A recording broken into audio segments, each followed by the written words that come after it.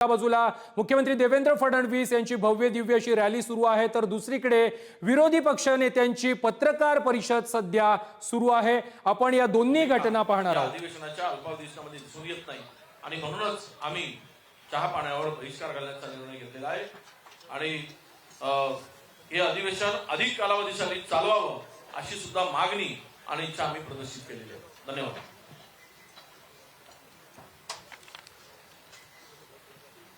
पावसाळी अधिवेशनाला उद्यापासून सुरुवात होते. दिवाळी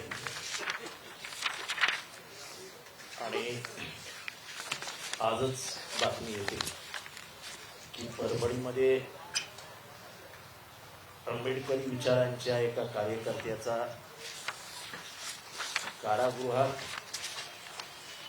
बेदम मारहाणीमुळे मृत्यू होतो. एका विशिष्ट विचारांची लढाई लढत होता आणि परभणीमध्ये जो पोलीस बळाचा अतिरेक होतोय आणि त्याच्यातनं काय घडलं हे काल त्याच्या मृत्यूने तिनं महाराष्ट्राला दाखवले. विरोधी पक्ष हे शांतपणे डोळे बंद करून बघणार नाही. त्याच्या पुढे काय करायचं परभणीच्या बाबतीत आजच निर्णय घेतला जाईल.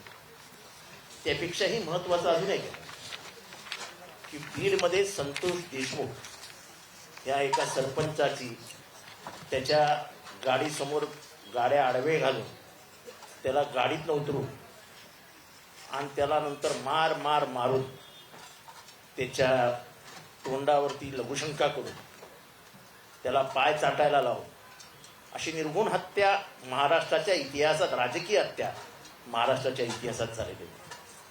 त्याच्यातले जे आरोपींची नावं पुढे येत आहेत ते सगळे आरोपी हे तेथील पालकमंत्री म्हणण्यापेक्षा डॉन यांच्या जवळचे आहेत असा त्यांचा राजकीय इतिहास सांगतो. त्याच्यातला एक प्रमुख आरोपी वाल्मिक कराड यांची गुन्हेगारी पार्श्वभूमी ही बीडमधल्या छोट्यातल्या छोट्या पोरालाही माहिती आहे. मागील 2 वर्षामध्ये बीडमध्ये 32 खून झालेत. 32 खून. महाराष्ट्रातल्या लोकांना हे माहिती नसेल की पोलिसांनी साधी त्याची दखलही घेतलेली आणि आजपर्यंत इतिहास बीडचा असाच आहे की वाल्मिक कराडनी कोणालाही उचलावं, कोणालाही मारावं, त्याचा मृतदेह गायब करावा, म्हणजे डॉन विटो कॉर्लिओन हा गॉडफादर मधला जो होता ना डॉन, त्याच्यापेक्षाही एक भयंकर मोठा डॉन इटलीमधनं निघून डायरेक्ट बीडमध्ये आला की काय वाटायला लागले. आणि त्याच्यामुळे हे सगळं प्रकरण गंभीर आहे. मंत्रिमंडळाची स्थापना होत असताना त्याच्या 2-4 दिवस आधी हे सगळं घडतं आणि त्याची दखलही घेतली जात नाही. पोलीस त्याला उत्तरही देत नाही. चौकशी करणारे पोलीस आरोपींबरोबर चहापान करताना दिसतात. हे महाराष्ट्र सरकारची लाच घालवणार नाही तर एका संस्कारक्षम राज्याची मानहानी करणार आहे. महाराष्ट्रामध्ये जंगलराज कधी नव्हतं, पण बीडच्या माध्यमातून हे राज्य कसं चालणार आहे हे महाराष्ट्राला इशारा देत आहे. पाशवी बहुमताच्या जोरावरती आम्ही काय वाटेल ते करू असं जर तुम्हाला वाटत असेल तर ह्याच महाराष्ट्रातनं बलाढ्य असं इंग्रजांना भारत छोडो हा आवाज देणारा मुंबईतनं आवाज निघाला आणि अखेरीस ब्रिटिशांना जावं लागलं. तसंच या ईव्हीएमच्या आधारावरती निवडून आलेलं हे सरकार, त्याचा आवाजही महाराष्ट्रातच फुटला आहे. मार्कडवाडीला पहिलं आंदोलन झालं, ते मार्कडवाडीला झालेलं आंदोलन चिरडून टाकण्याचं काम या सरकारने केलं.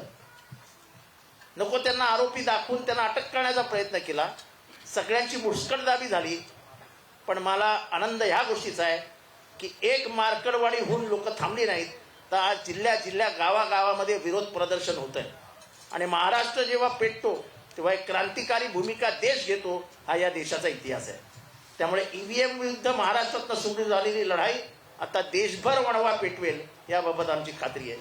आणि त्यामुळे या अधिवेशनामध्ये बीड असो, बीडमधल्या सत्ताधारी पक्षाच्या नेत्यांचा जो गुन्हेगारी इतिहास आहे त्याच्यातनं झालेल्या हत्या, 32 हत्या 2 वर्षात, याची चौकशी व्हावी, परभणीमध्ये जे काय झालं याचीही चौकशी व्हावी आणि ह्या पार्श्वभूमीवर अशा माणसाचा मंत्रिमंडळात समावेश करून महाराष्ट्राची लाच चव्हाट्यावर आणण्याचं काम झालेलं आहे. त्याचा आम्ही विरोधी पक्ष म्हणून निषेध करतो आणि येणाऱ्या 8 दिवसामध्ये विरोधी पक्ष सक्षमतेने, संख्या हे काही फार महत्वाचं गणित नसतं, शेवटी महाराष्ट्राला दिशा देणारा विरोधी पक्ष हा इथे असेल एवढं आम्ही खात्रीपूर्वक सांगतो. एकत्रितरित्या ह्या पाशवी बहुमताशी आम्हाला लढावं लागेल आणि लोकांचे आशीर्वाद आमच्या मागे असतील. कारण का ज्या पद्धतीने लोक ईव्हीएम विरुद्ध रस्त्यावर उतरलेत त्यातनं एक लक्षात येते की लोकांना लोकशाही वाचवायची आहे आणि लोकशाही वाचवण्याच्या लढाईत आम्ही सगळे एकत्र आहोत. एवढंच या ठिकाणी ह्या निमित्ताने चहापानावर बहिष्कार घालत असताना आम्ही आमच्या सगळ्यांच्या वतीने सांगतो. थँक्यू.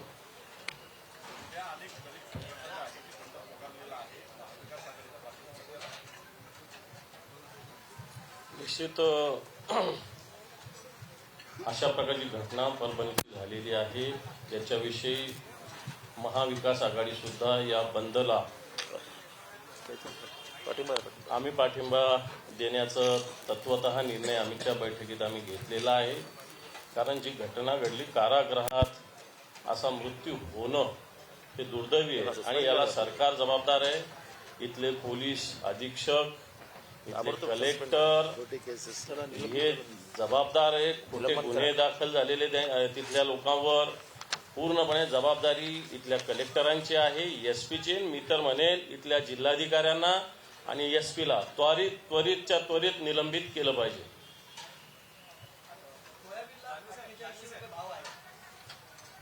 बोलू द्या ना.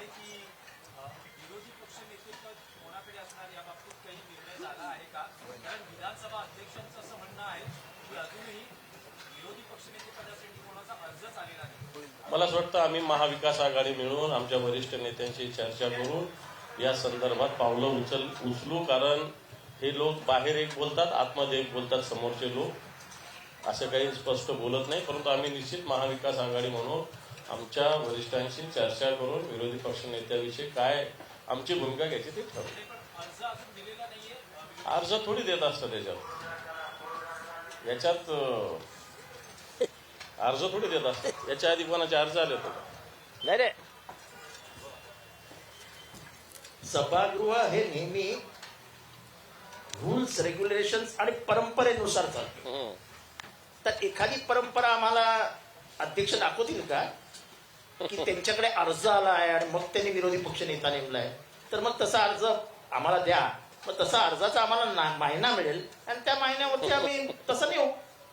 पण नेहमी सभागृह हे परंपरेनुसार चालतं, हे तर मान्य आहे की नाही? तर असेल त्यांच्याकडे एखादा जुना पुराणा रेकॉर्डला अर्ज तर द्यावं त्यांनी, आम्ही त्या अर्जाचा वापर करू.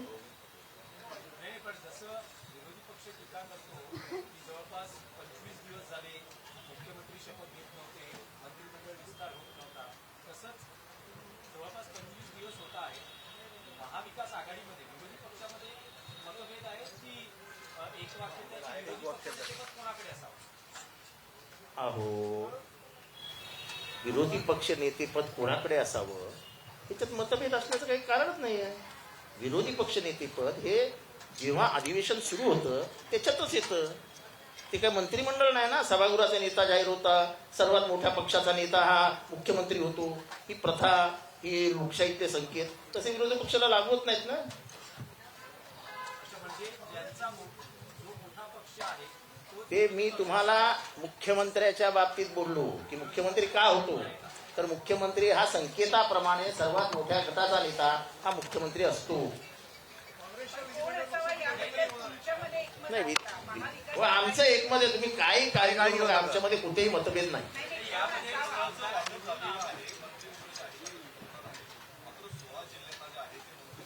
आता त्यांचं मंत्रिमंडळ कसं असावं ते अजून त्यांचं मंत्रिमंडळ 4 वाजता होणार का 5 वाजता होणार हेही समजत नाही.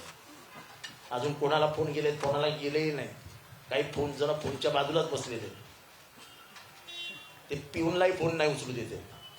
आता काय करणार, चालतंय.